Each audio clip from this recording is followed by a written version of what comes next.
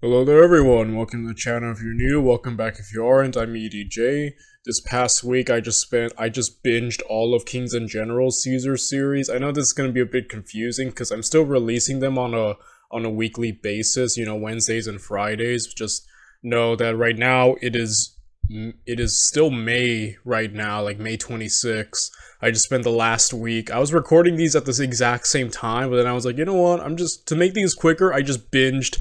I chose to binge first Kings and Generals the rest of the way.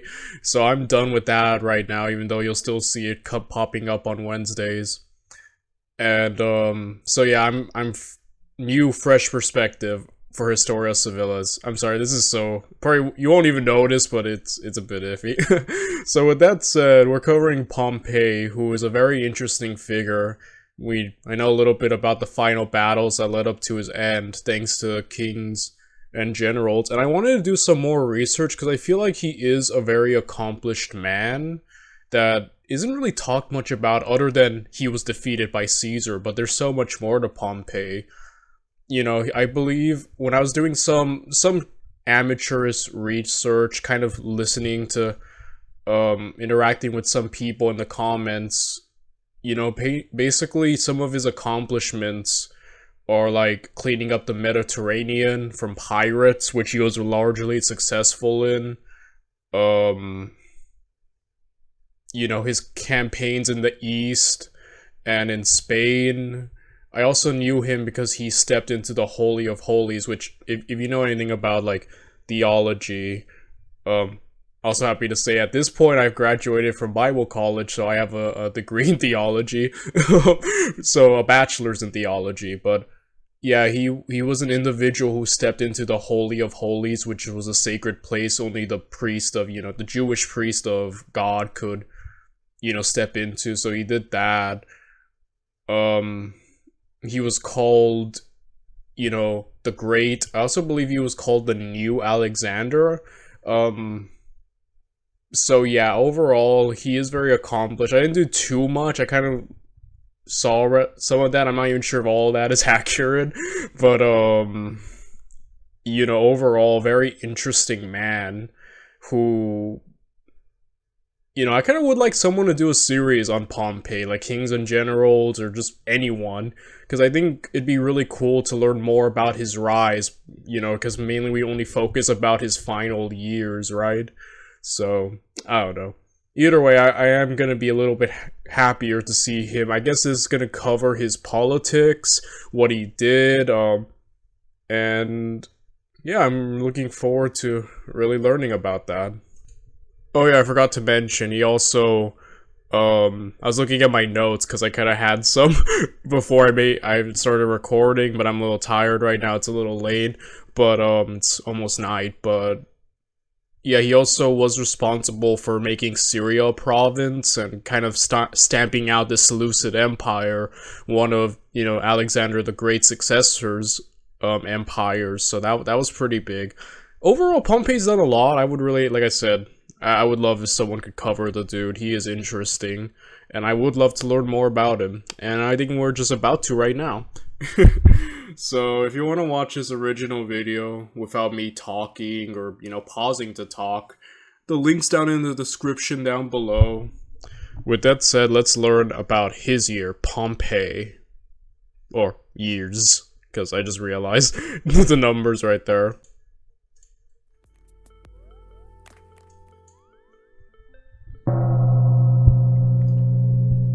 When we last left the city of Rome, it was falling headlong into anarchy.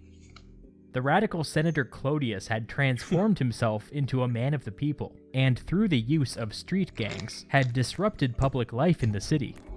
Another senator, a conservative named Milo, had responded by raising street gangs of his own. Yeah, I remember these guys raising up their militias and then having literal fights in the streets of Rome, killing each other, like...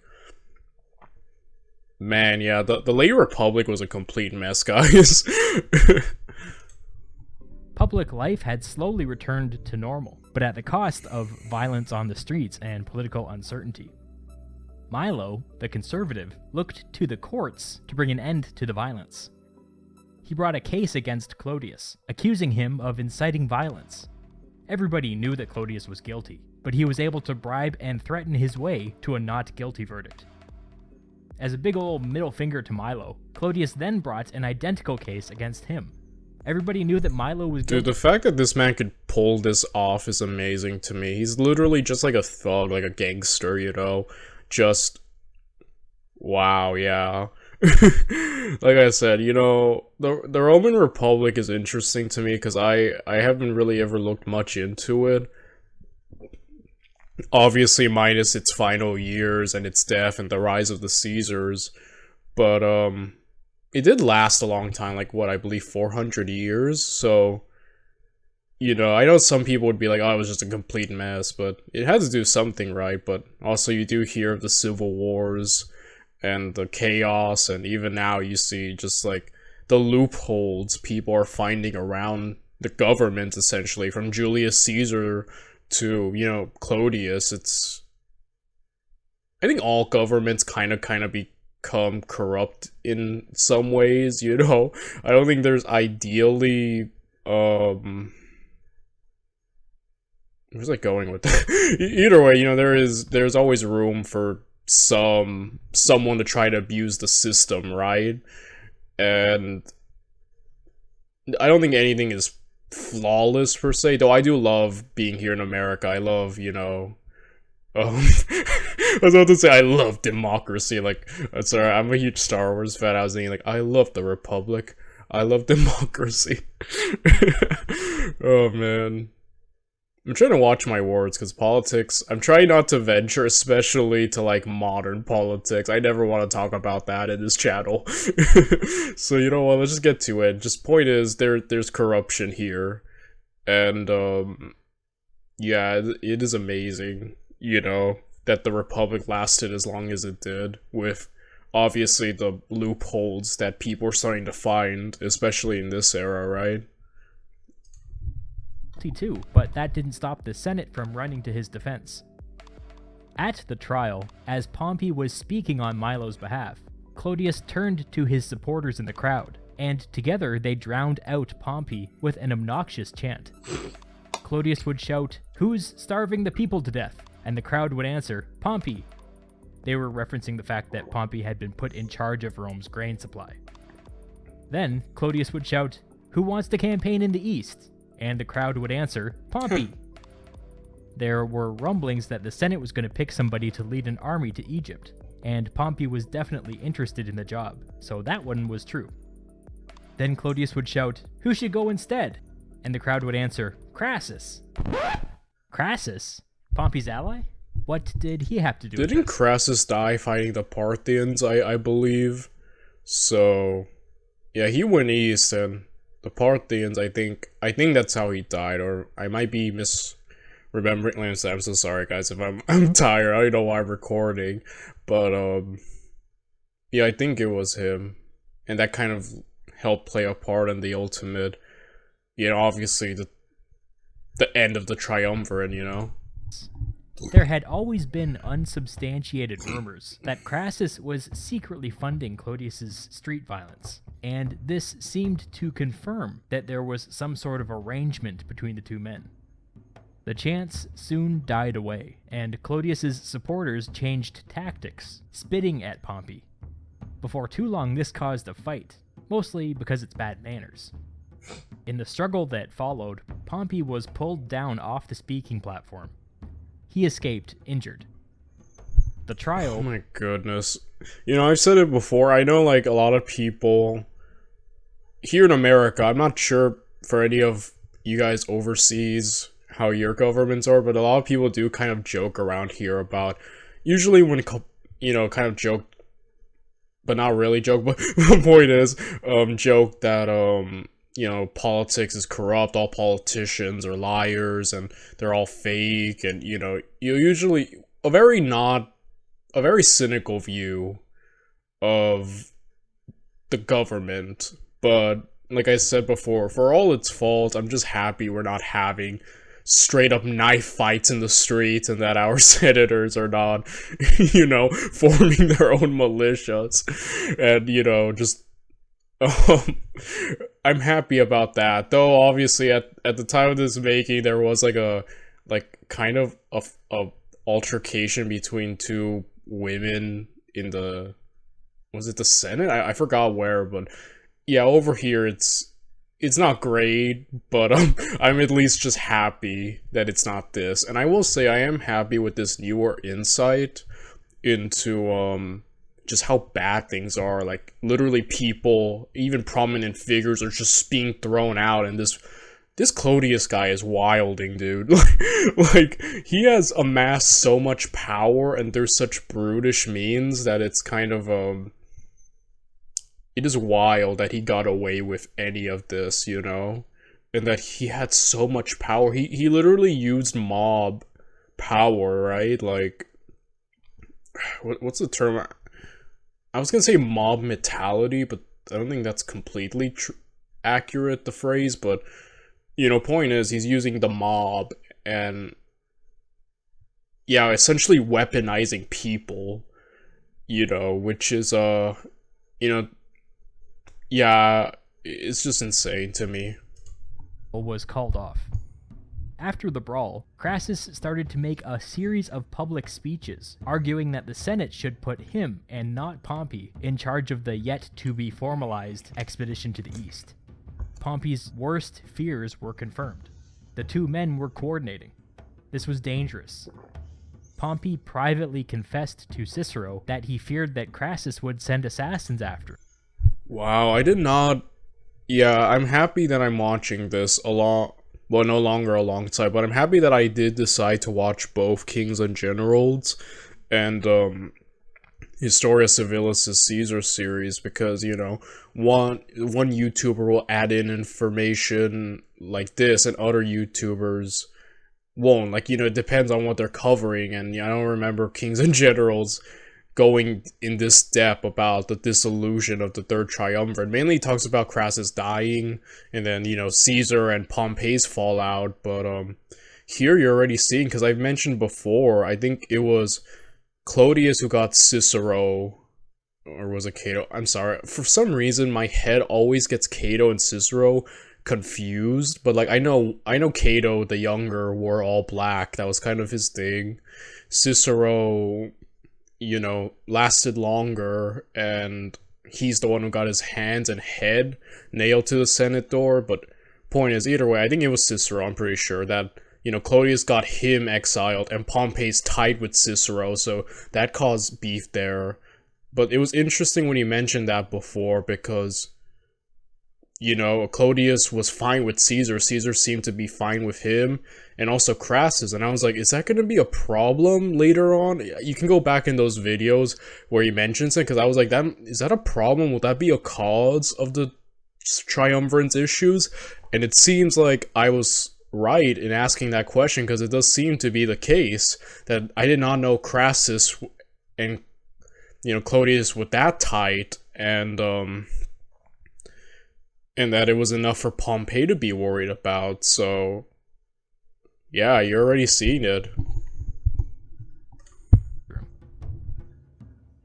When it was time for candidates to declare themselves for next year's consulship, the conservatives put forward Cato's brother-in-law, a man named Domitus. If elected, he pledged to recall Caesar from Gaul and take over his command. It was in this context that Caesar summoned Pompey and Crassus to come and meet with him at what we now call the Conference of Luca. Pompey and Crassus were at each other's throats, and Caesar's command was in jeopardy. The secret alliance between these three men, the Triumvirate, was splintering. Caesar's political survival depended on Domitus going down in defeat. This is when Caesar suggested that Pompey and Crassus should run against Dominus on a joint ticket. If they won, Pompey and Crassus would have the power to extend Caesar's governorship and secure prestigious governorships for themselves. Yeah, I remember the council of meeting of Luca. I remember Kings and Generals going through that, so yeah, overall, I do remember that. Though the context of how much Pompey and Crassus were at each other's throat was a bit missing. So like I said, I'm happy that I'm watching these two, you know, series, because I think it gives me a more complete picture, you know, of what's going on, right? So yeah. The three men agreed. As we know, Pompey would get Spain and Crassus would get Syria. The two men returned to Rome, with their alliance renewed. Around this time, Caesar sent a message to Clodius to negotiate a side deal. If Clodius would agree to throw his support behind Pompey and Crassus this year, the triumvirate would agree to support his older brother's bid for consul next year. Clodius agreed. This was an ingenious bit of politicking on Caesar's part. It was spring now, and the elections were scheduled for the summer. Pompey and Crassus immediately declared their candidacies and started campaigning. But they needed more time, so Clodius summoned his street gangs and did everything he could to disrupt public business. It worked, and the elections were postponed for the sake of public safety. But Clodius's tactics didn't make him any friends. At one point, when the Senate was scheduled to meet, a bunch of his fellow senators physically blocked Clodius from entering the building. Clodius promised that if they didn't let him in, he'd have... Yeah, he's about to summon his army of... right now, his little militia, right? So it's like, Clodius just seems like his response to everything is just pure aggression, which at the long run does not win you much friends, right? Being an aggressive jerk for the most part. The Senate house burned down. Oh my goodness. Yikes. Summer turned to... Oh dang, I think he went even further. I thought he was just gonna, like, rough these guys up. He just threatened to burn down the entire Senate house. That's insane. And the fact that they, like, placated him. Dude. Yo, yeah, you're seeing why the Republic, it just became too corrupt. It just could not sustain longer. I like the Empire better, though you can obviously see many times where there was corruption in the Empire, especially with some of the more wild emperors, right? Especially with all the treachery. It's like, yeah, the Empire and Republic both aren't perfect, mind you. Though I guess it's just a more personal preference. I don't know. I like the Empire era of Rome. I think it's cooler, but you know, I am interested in learning more about the Republic side. That's the side I've neglected the most in learning about Rome. You know, so yeah. Autumn and then winter, and still no elections. When the snows came in Gaul, Caesar allowed his men to travel to Rome as private citizens to vote. And so, late in the year, thousands of off-duty soldiers showed up in the city, and then, coincidentally, the street violence stopped. Elections were scheduled for January. On the last day of the year, Rome's two consuls stepped down, and there was nobody there to replace them. That sounds very ominous, yeah. I wonder if that's about to go, like, you know, stuff is about to hit the fan, right? And we're back. And the team is looking down the barrel of a On the day of the election, before dawn, a group of conservatives, led by Cato and Domitus, their candidate for consul, showed up at the voting grounds. They wanted to be there early, to make sure that there was no funny business. But there was funny business. A bunch of Pompey and Crassus's supporters were already there, armed. They attacked the conservatives, killing some and driving the rest away. Wait a minute. They attacked, and Crassus's supporters were already there, armed. They attacked the conservatives, killing some and driving the rest away.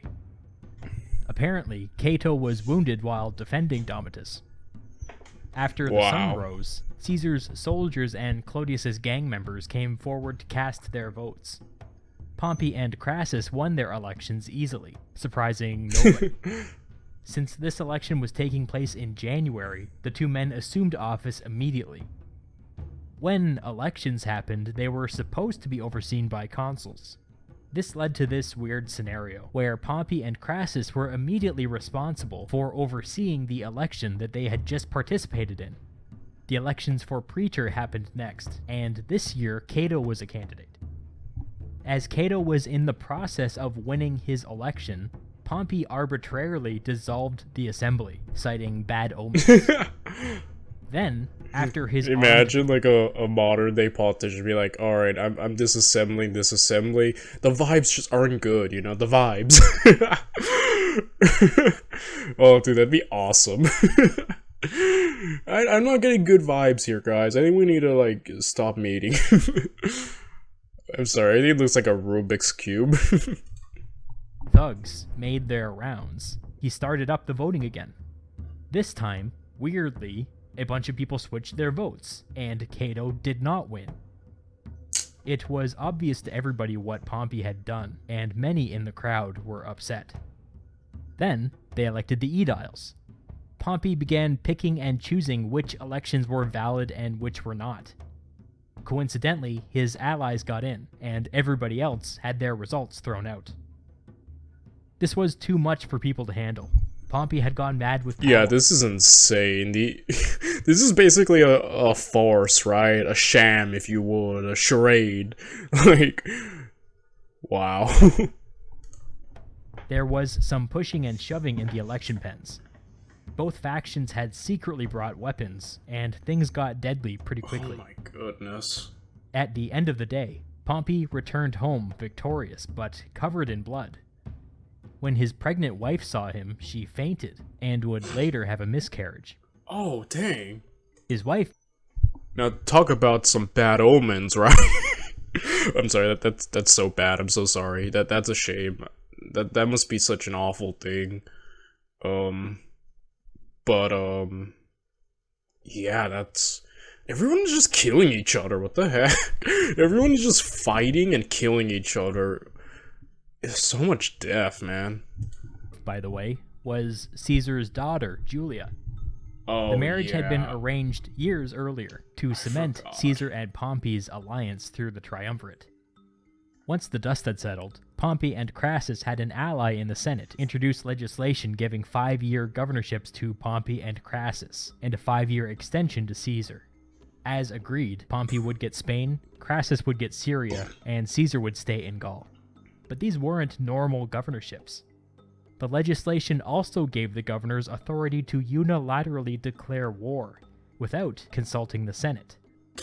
This ruffled a lot of feathers, but eventually the legislation passed, and their obligation to the triumvirate was fulfilled. And then our sources get a little patchy. But in the fall, we know that the elections were held for the year 54 BCE.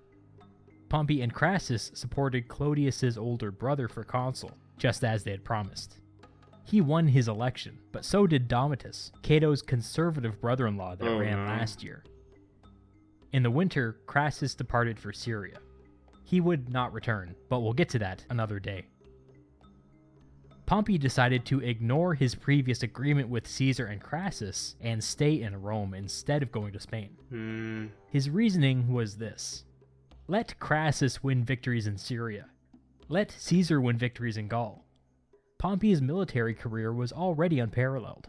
They called him the next Alexander the Great. He had nothing left to prove. Okay, I was right in when I said that in the intro. Like, they called him the new Alexander. Oh boy, but what we know is that once the Civil War starts, the biggest problem is that Pompey, though he could assemble such a mass army, a lot of them weren't veterans, while Caesar's had much more veterans, and that's why Pompey wouldn't give him much battle. And, you know, overall, and we know that in the beginning of the Civil War, Pompey goes to Greece, but most of his veterans are in Spain, and Caesar essentially has divided and conquered him, and he goes and takes out a lot of Pompey's veteran forces in Spain. So I'm almost wondering if Pompey really should have gone to Spain, and like he could have probably started off in a better note, but then again, that's assuming the Civil War still happens and that he's still on the main force against Caesar, because I'm just wondering how much more different things would be if Pompey didn't hang out in Rome. Well, either way, this is a decision he probably regretted. You know. He would stay in Rome, free from Caesar and Crassus's influence, and establish himself as the most powerful man in the city. His subordinates would govern Spain in his absence. He ended the year by throwing expensive public games.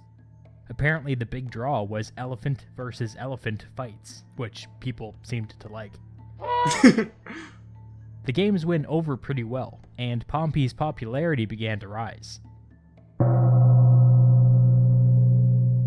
And then, in 54 BCE, his wife unexpectedly died in childbirth.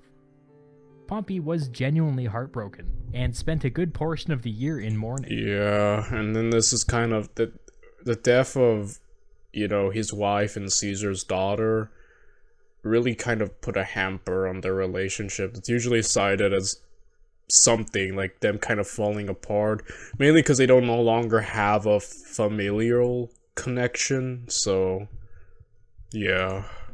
Caesar was off campaigning in Britain that summer, and wouldn't learn about his daughter's death until he returned to the Gallic coast in the fall. Now, the legal bond between Pompey and Caesar was severed, and the triumvirate was back to being as fragile as ever. When the elections for that year rolled around, there was a massive corruption scandal. All of the candidates for consul— What? Corruption in the Republic? You're insane. No. I kid. were caught bribing the consuls who would be overseeing their election. Last year, Pompey had shown everybody how easy it was to pick winners and losers, and everybody was interested in replicating his success. But, fortunately, they were all caught before any of this could happen. Everybody was disqualified, and the election was pushed back 6 months so that new candidates could be found. With violence on the streets and corrupt elections, Romans were feeling like the political system was becoming more and more unstable. People began to whisper that— You'd think after all the murders and physical violence, they would have already come to the conclusion that it is beyond an unstable time in the government, right? But nah, now they're getting the point. Oh man, it's like, maybe now something's bad happening. I could ignore all the street violence and murders and Pompey's shenanigans, but oh man, that's hilarious. Pompey should step up and re-establish order.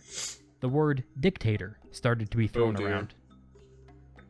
Before too long, brand new candidates were campaigning for consul. One of the candidates was Milo, the conservative senator and leader of half of the city's street gangs. To Clodius, the leader of the other half of the city's street gangs, this was unacceptable. Clodius decided that if Milo was running, there would be no election. He took to the streets, and Rome descended into anarchy. Clodius's gangs and Milo's gangs clashed all over the city. There were deaths every day, and corpses were just left lying openly on the streets. Public business ground to a halt. This continued for months, and the elections kept on being pushed back. Wow. When January 1st rolled around, there had been no elections. So wait a minute. I could be wrong about this, but I remember if it was kings and generals or who, I forgot who stated this, but that like certain people, I think, what was it, like a general can't bring his army into Rome, or you can't bring swords into Rome. I assume they're using daggers or something, I don't know, but like, man, Clodius is wild. Clodius is wilding right now. Oh man. Which meant that, again, there were no new consuls there to assume office. One day in late January, Milo was leaving Rome on business, and just happened to meet Clodius returning to the city on the same road. Each man was flanked by armed bodyguards. The groups almost passed in peace, but two gladiators working for Milo couldn't keep their mouths shut, and started taunting Clodius's men. Fighting broke out spontaneously. Oh my gosh. In the confusion, Clodius was hit in the shoulder with a javelin. Clodius's men tried to rush him into a building, but Milo's men overpowered them. Clodius was killed. and his body was just left on the road. Wow. You know, you live by the sword, you die by the sword, and you know, he started this whole like you know, basically this very he basically started the whole these guys assembling their militias, and it came to bite him in the butt, right? So yeah, Clodius wasn't good for long term, right? Eventually, a traveler recognized Clodius's body and had it sent to Rome. When it got to Rome, news spread of Clodius's death. An angry mob gathered. They took his body and marched toward the Forum. They had intended to hold a funeral in the Forum, but instead, the mob stormed the Senate House.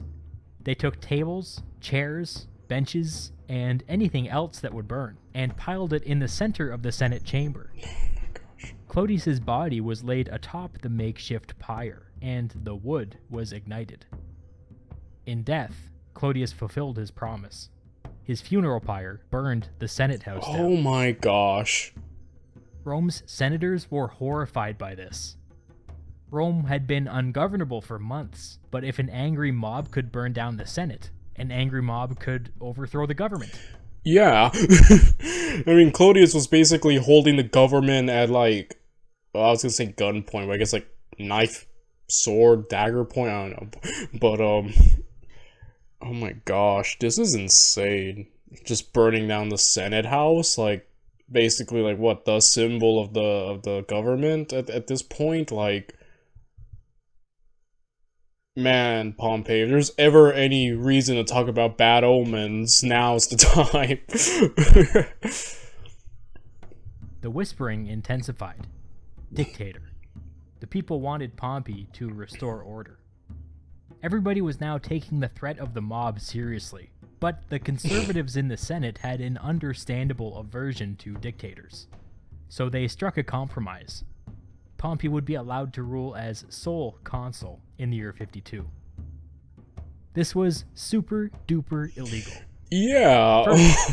So dictator, which is an actual position which has been given to people in Roman history, like what, Fabius? I think Fabius is the best example. He was given power to handle Hannibal. So dictator, which is an actual, you know, force that can be given to a person, that's too much for them. But basically giving him the power of a consul by himself, which has never been done, well, I don't know about that, but like, point is, illegal. Oh my goodness.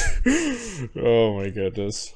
First, there had to be a 10-year gap between consulships. That was the law. Pompey had served only 3 years earlier. Second, there was no election. The Senate just decided that Pompey would be the next consul. Since when was that a thing? Yeah. But nevertheless, in the year 52 B.C.E., Pompey assumed power. Wow, just a completely unhinged, chaotic landscape, right? Beyond unstable. All the rules are being broken right now. When they had their consul in place, Bibulus, maybe you've heard of him, Oh, put no. forward some legislation. Not Bibulus. You know, after the humiliation that Caesar gave to Bibulus, I'm kind of amazed that he stuck around in the public limelight. Didn't he die blockading, or trying to blockade Caesar in the sea? I think that's what I remember from Kings and Generals. Point is, Bibulus, just go away, dude. Like, after that, you taken the biggest L in Roman history. I mean, that's a big statement, but point is, one of the biggest L's in Roman history. Like, the fact that he's still around and just not decided to just go away is kind of amazing. The Senatus Consultum Ultimum, the final act. This special piece of legislation gave the consuls, in this case just Pompey, unrestricted power to defend the Republic. It was the Roman equivalent to martial law.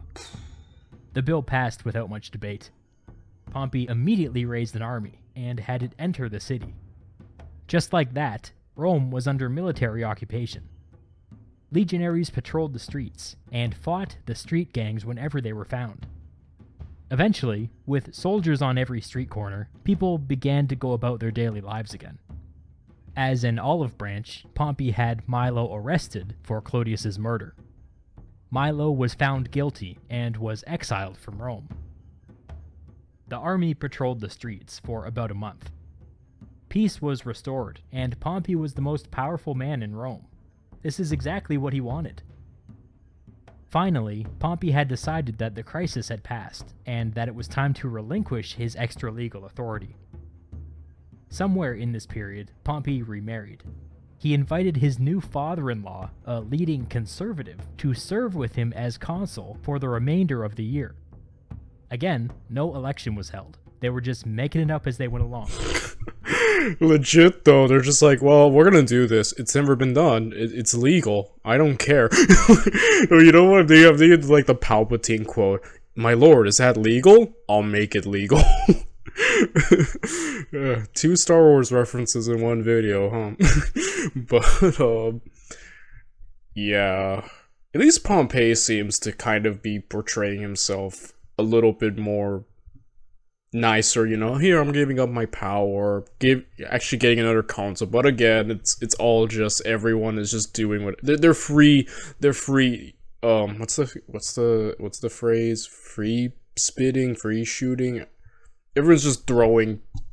I don't know. Point is, everyone's just making things up as they go along. Together, Pompey and his father-in-law passed a string of conservative reforms, such as a prohibition on candidates standing for office in absentia. This was an indirect attack on Caesar of all people, since it would force him to give up his command early and get dragged into court over his illegal actions during his term as consul. Pompey and Caesar's alliance was broken. The triumvirate was dead. Wow. Pompey achieved his dream of becoming the most powerful man in Rome by openly abandoning Caesar's reform faction and transforming himself into the champion of the conservative cause. Dang. Yeah, it comes across that, like, Pompey just said, alright, I'm done with you, Caesar. At least, the way he just stated it right there, it comes across like that way. He was the most powerful. Pompey had decided. Somewhere in this period, Pompey remarried, as consul for the remainder of the year. Again, Pompey and his father-in-law passed a string of conservative reforms, such as a prohibition on candidates standing for office in absentia. Aw, dang, okay. Yeah, it just seems like, it almost comes across like he backstabbed Caesar, right?